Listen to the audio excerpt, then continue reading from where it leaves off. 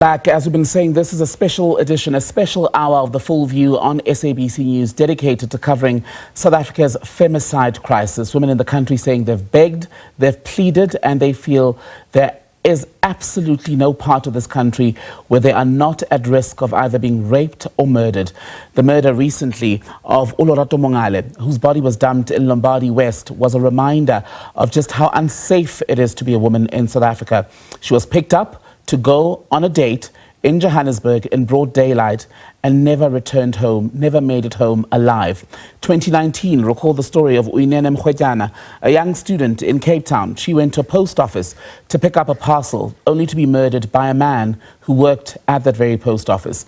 Let's take this discussion further. Bring in gender-based violence activist Lebo Ramofoko, the Deputy Police Commissioner, Lieutenant General Tebello Mosikili, and Olorato Mongale's family spokesperson, Criselda, Kananda. My thanks to you all, ladies. Thank you so much for being on The Full View this evening. If I may start with you, Lebo, because you've been an activist in this space for decades now. Has there ever been a time where it's been more dangerous than it is right now to be a woman in South Africa?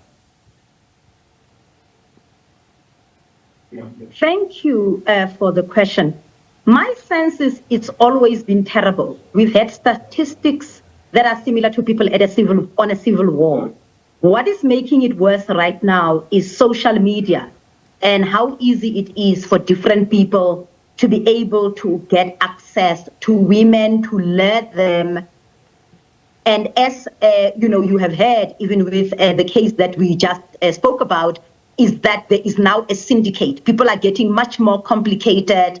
They are using many more methods.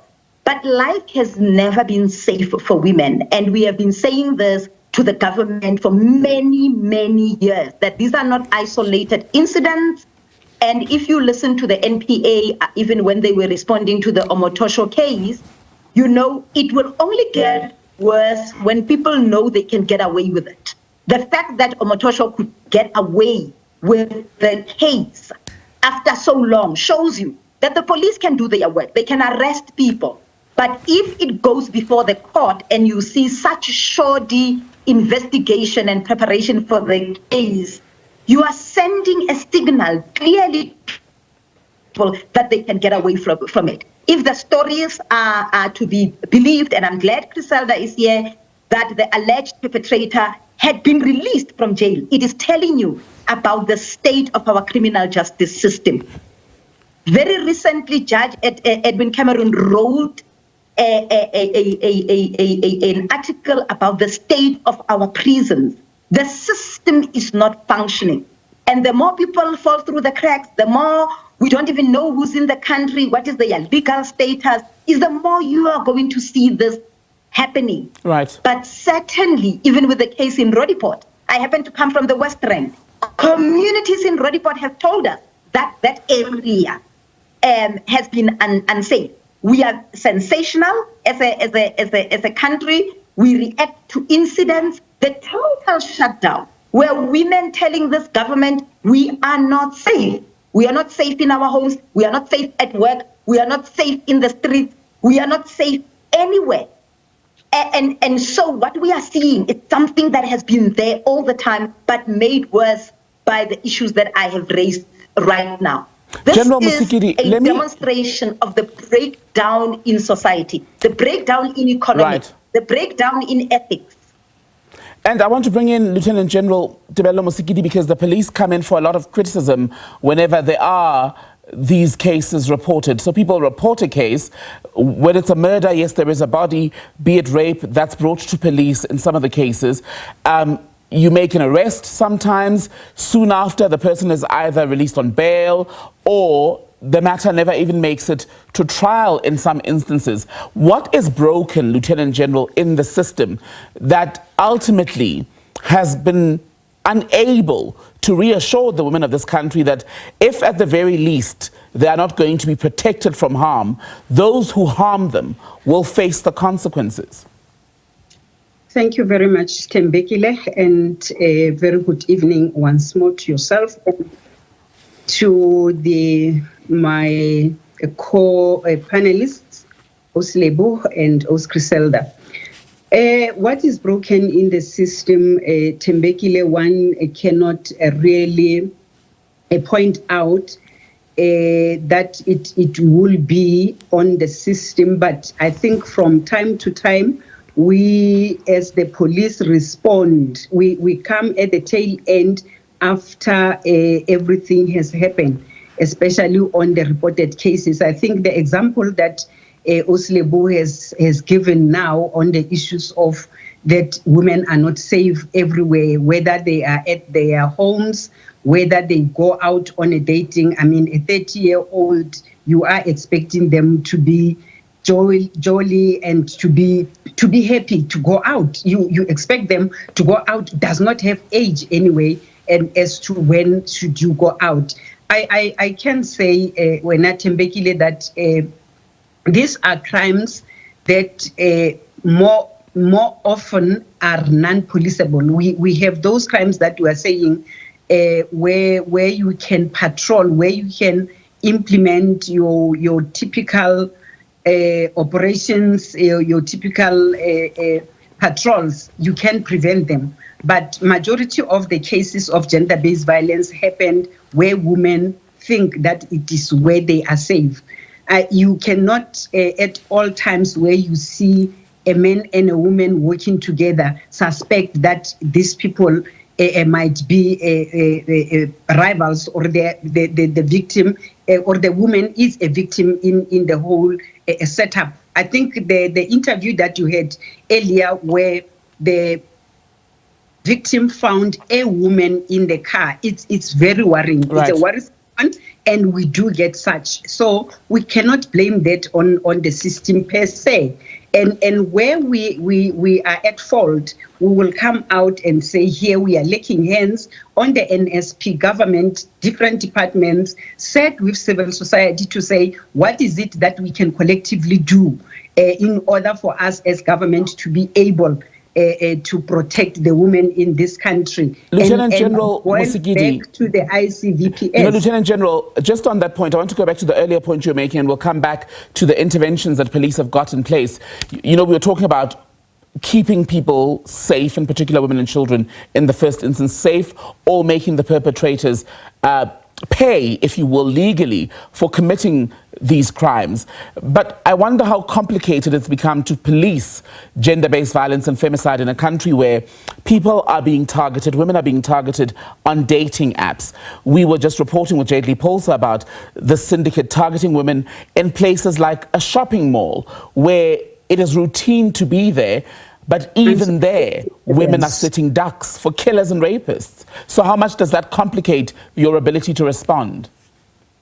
Hence, I was saying, Tembekile, you cannot protect or prevent or combat where people should go for shopping and suspect that when they go shopping, women don't be here, because when you are here, you will be killed. We have committed on our 2030 strategy in this country that we want to see women and children and vulnerable group working free by 2030.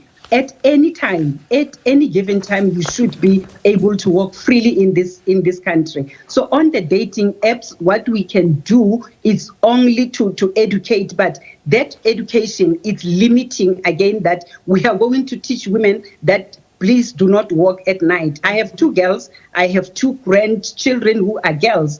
I have already told them that you will not leave this house or come back to the house at this time because it is dangerous out there. And this is not how we should be policing in this country. We should be policing any other crime, but we are now focusing more on women than we should be focusing on any other issue. Because if I can just give you numbers of the previous 3 years, 2021 to 2024, 13,500 women were killed in this country.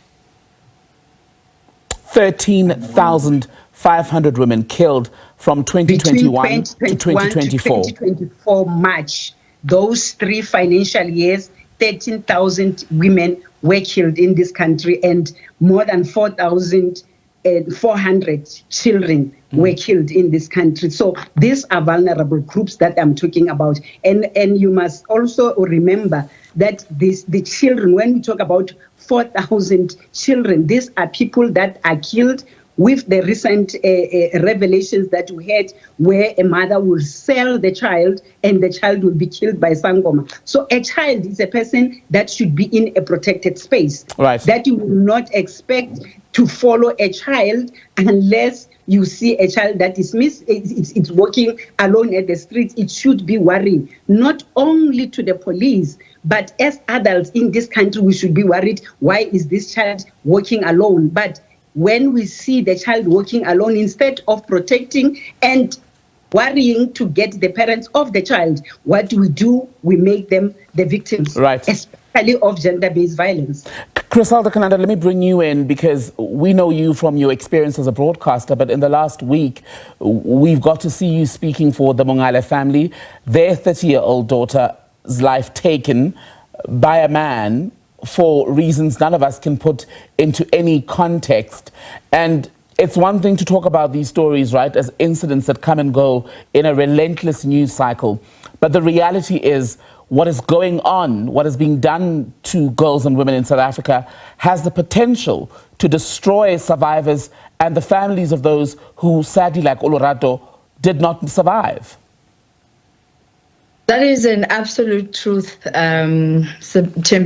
I think for me, the most crucial conversation that we must have is that these perpetrators, and as we've heard from the clip, that it's not just a male thing. Females are also party to this. You have a mother that will tip a criminal that has killed somebody else's child to run away from the law. It's a societal thing. We really have to change and shift the way we look at gender-based violence. We look at the way violence is perpetuated in our country. Here's a child, an amazing, beautiful, intelligent child in her third qualification. She just decides to respond to a guy she met at a mall. Let's go out for lunch. And she lowers her guard, probably because of the way he spoke to her.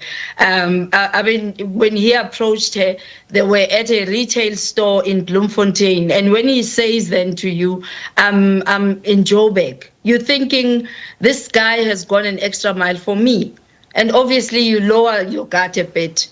But we are so grateful that she did not lower it in such a way that she was not mindful of the times we live in, that she sent her location at any given time. And that's what made it easy for this case to be cracked. Right. But for me, it just doesn't make sense that we have to warn girls. I mean, I just hear Lieutenant now talking about, I tell my daughters, don't come at this time when you leave. It was broad daylight when Olorato went on a date. It was supposed to be a pickup at 1 p.m. during the day. That means women have just become crime scenes, and we cannot accept that as a society. On that note then, Criselda, I've seen a lot of young women, especially speaking online, saying it feels with this gender-based violence epidemic that each and every one of them at any age is just now waiting for their turn to either be raped or killed. And it takes us to campaigns like Am I Next? Because you never know. It doesn't, I mean, when you have a 14-year-old who's going to be mutilated, as we've seen, what kind of species are these? Because even animals have rules of engagement. Unless you are prey, they don't target you. But when I look at what's happening in our community, it is a syndicate.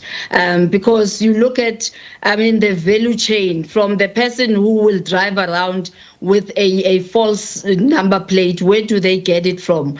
To a person who's able to access different identity books and use them to RICA. And for me, and these people are targeting vulnerable car guards who are on Nyaupe, that if I just give you 500 rands for you to get a fix, I'll be able to use your identity. Don't we use fingerprints in order to have somebody's identity confirmed? So there's traps in the systems throughout. It just doesn't make sense that we find ourselves here. As a society, as a people, we are to blame. We are the problem in this instance. Lebo, Ramofoko, let me bring you back there to Criselda's point about how, as a society, we have failed. I think one of you has someone wherever you're joining us from, who's either on the phone or speaking to someone, I'm hoping we'll be able to quiet that noise. But as I was coming to you, Lebo Ramofoko, regarding just what Criselda was saying about how we are to blame as a society, and reflecting on the numbers given to us by Lieutenant General Mosikili, more than 13,000 women killed from April 2021 to March of 2024, more since then, more than 10,000 rape cases reported between January and March of just this year. How do we convince ourselves, Lebo, that South Africa has not lost the war on gender-based violence? South Africa has lost the war on gender-based violence. It has lost the war on inequality. It has lost the war on finding out what happens at a societal level. I bring in issues of inequality because there is crime that is going on that is very opportunistic. They are going on because that is how people are making money. You can't divorce also from the whole issue of the massive unemployment that we are seeing. You can't divorce it from patriarchy. You can't divorce it from the comments that South African men will have about women on social media. And I look at everything. I mean, somebody spoke about child abuse and child murder. My biggest problem with that is the fact that families are not supported to support children. So if you cannot afford the money to take your child to an ECD center, there is no way that children are protected. Primary school children are abused, and this has been happening forever. I don't think that there is any political will to deal with the issue of gender-based violence, unfortunately. And I'm wondering whether it's also because it's happening to Black women. You know, I think we are so much used to Black women taking the brunt on so many things that they are not a priority. Look at how we responded to COVID. My assumption is we responded that way because COVID affected us all, to the economy. Black women in this country are at the lowest level of society. And I think the sooner we acknowledge that we are not acting because of that, we are not acting because what's going to happen is the more that we are going to see this. But there's a violence in social media, there's violence in society that we are not dealing with because I really think there is no political will to deal with it decisively. Do you think, though, Lebo, that something like the petition started by Women for Change, an organization that itself has dedicated itself to highlighting the scourge of violence against women, the petition to have gender-based violence and femicide declared a national disaster, do you think that would help turn the tide? I think not only a national disaster, but a state of emergency. We need a state of emergency. The same way we responded to COVID because people were dying and we knew what the science said. We also know what the GBV, we know what needs to be done. Organizations like Soul City that I was associated with for years, WHO have said these are the things that you do. It's a multifaceted approach. We need it as an emergency. We need it. You need to declare this as a state of emergency. We know how to do it. We knew how to do it during the World Cup. There were courts in the middle of the roads, courts that were open. We treated the World Soccer because there were international guests coming in better than we are treating our women who are looking after, society, who are citizens. We know what needs to be done. Declare it a state of emergency and deal with it decisively. Let me bring in Lieutenant General Mosikili on this one. Do you as police have the resources that you need to be able to respond as swiftly in the many thousands of other cases as you've been able to do in the Mongale investigation in the last week and a half? Do you have everything you need? We do have resources. But I think, Tembekile, when we speak about gender-based violence and femicide, we're talking about the multidisciplinary approach. We're talking about a multidisciplinary response team that needs to come together and assist each other. As we speak, I'm listening to Lebo on the issues of a COVID-19 approach. That is the approach that we have adopted. And I can put my head on the block. You can visit me tomorrow. I will take you to the team where we have converged all the state departments that are relevant into fighting the gender-based violence, so that if there is a need for a health worker to respond, when the case gets reported, we can easily connect them, and we know that at this place or that place they will be assisted.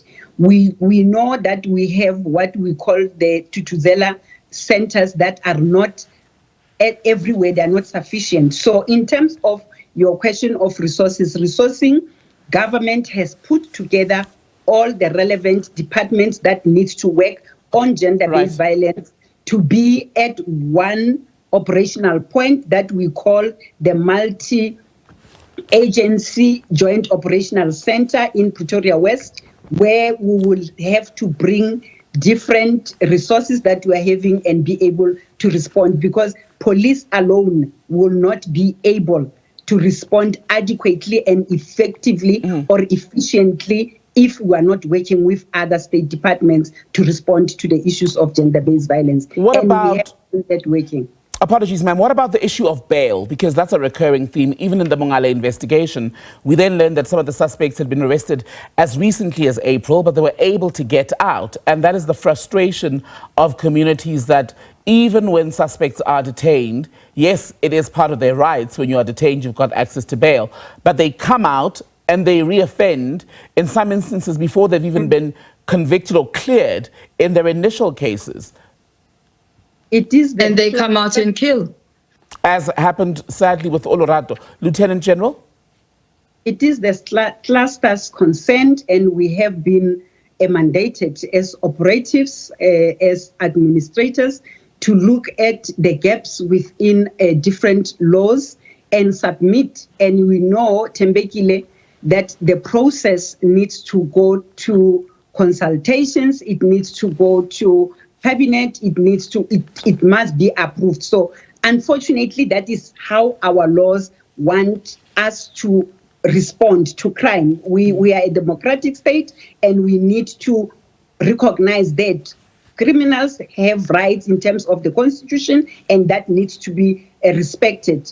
However, on the issues of the bail, we do go and oppose bail. I know my colleagues in the investigation, because we are assessed on the number of arrests, how we detect crime. We are assessed on the cases that we refer to court successfully with the conviction. So bail for us is a pain, and the cluster, JCPS cluster, not only the police, but all the departments that get affected when a criminal is released on bail, have came together to say what are the challenges that we can tighten the law in as far as the bail is concerned. And Criselda, just as we're running out of time, when news broke on Friday that one of the men wanted in connection with Olorato, who was your friend's daughter, the man who was wanted in connection with her murder, the mother then gave an interview saying, in fact, she didn't care that this man had been killed, because it felt to some degree, and I'm paraphrasing, that a degree of justice had been meted out, right? So we talk about the justice system, the role of the police, etc. But what needs to happen in our communities to address this? For me, it begins with how we raise our boys, how we raise our sons, how we socialize men in our communities, what each and every one of us regards as a responsibility to end violence of any kind, of any sort. Because if a family is going to be surviving on blood money, to them, when you take away the provider, as Lebo indicated earlier on, that we can't divorce issues of unemployment and poverty. When the sole breadwinner is taken away, family regards that as an injustice. So to them, the thriving on blood money is a way of life. And for me, it requires all of us to come together. I mean, to tell you with the situation, if I can respond on behalf of Lieutenant General, 14 different units were involved in finding Olorato. 14 different units. But then we have a justice system that is not connected to what's being done on the ground. When you release a person who sells an identity document, what sort of investigation went behind whether this person was actually part of the circle, part of the criminal activity? Because selling your identity document in this country is unlawful. But we feel sorry for such individuals. Shame he was a victim. Because even in our campaigns, we don't speak to the different individuals that are responsible, from a mother in how you raise your children, to a young woman in what you accept and what you don't accept as a potential boyfriend or partner, to men on how they view women. I mean, the tone that's being used on social media is just quite tragic. Right now, because Olorato's mom had about 14 friends, if not more, who were supporting her through the journey. And on the day, she had strength to stand up and talk about her daughter. I don't know if you've seen what social media is doing right now. I've seen some of the fake news articles, yes. Yeah, because she was not crying, therefore it screams a Rosemary Ndlovu issue. I mean, you don't even think that you're inflicting further pain on a family that's going through a lot already. But, even in social media, we need different laws. We need a total shutdown, as Lebo indicated. We need a total shutdown, and for us to go back to the drawing board and look at our individual responses to gender-based violence issue. It is a problem for all of us. We're unfortunately out of time, but my thanks to you all for being on the SABC News channel this evening. Criselda Kananda, spokesperson for the family of Olorato Mongale, the 30-year-old woman who was murdered in Johannesburg recently. My thanks to the Deputy Police Commissioner, Lieutenant General Tebello Mosikili as well, and Lebo Ramofoko, who's been an activist against gender-based violence for many years in South Africa.